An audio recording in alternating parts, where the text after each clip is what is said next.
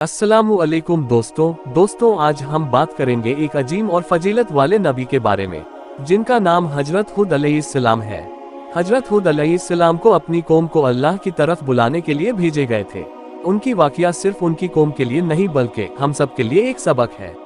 हजरत हुद अलैहिस्सलाम का ताल्लुक हजरत नूह अलैहिस्सलाम से जा मिलता है। हजरत हुद अलैहिस्सलाम हजरत नूह अलैहिस्सलाम के बेटे साम के औलाद में से थे। आपकी विलादत ओमान या यमन के इलाके में बताया जाता है।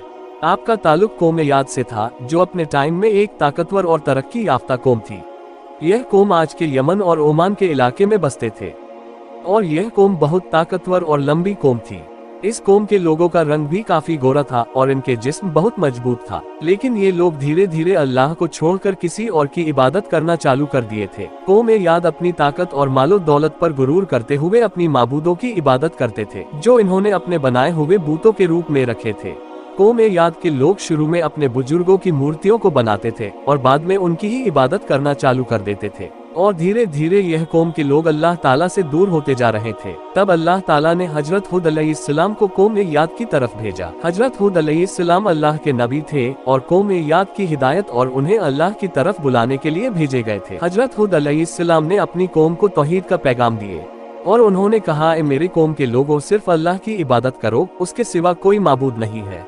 लेकिन कौम याद ने हजरत हुद अलैहिस्सलाम का मजाक उड़ाया और उन्होंने कहा, अगर तुम सच्चे हो तो हम पर अल्लाह का अजाब ले आओ। लेकिन हजरत हुद अलैहिस्सलाम ने अपनी दावत में बहुत सब्र से काम लेते रहे। उन्होंने अपनी कौम को समझाया, लेकिन उनके कौम के लोग आप पर यकीन नहीं कर रहे थे। जब कौम याद ने शिर्क अपनी इंतहा तक पहुंच गया और उन्होंने अल्लाह की दावत न सुनी तो अल्लाह ने अपना अजाब उन पर भेजने का फैसला किया। सबसे पहले खत्म बारिश सूखा अल्लाह की तरफ से उन पर भेजा गया। जमीन सूख गई, जमीन खाली हो गई।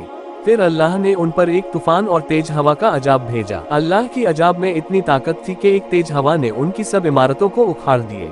यह हवा इतनी तेज थी कि लोग हवा में उड़ गए और गिरकर मर गए। इतना बड़ा तूफान था कि चांद, तारे और सितारे कई दिनों तक नजर नहीं आए थे। इस कदर बड़ा तूफान था कि किसी को जिंदा रहने का कोई समय नहीं मिला। मगर हजरत हुद अलैहिस्सलाम और उनके साथी जो ईमान लाए थे वो सब अल्लाह की रहमत करम से बच गए। उन्होंने अपनी कौम की हिदायत दी थी, मगर जो लोग खुद अपनी नफरत और गुरूर में उलझे रहे वो अल्लाह के अजाब से बच नहीं सके।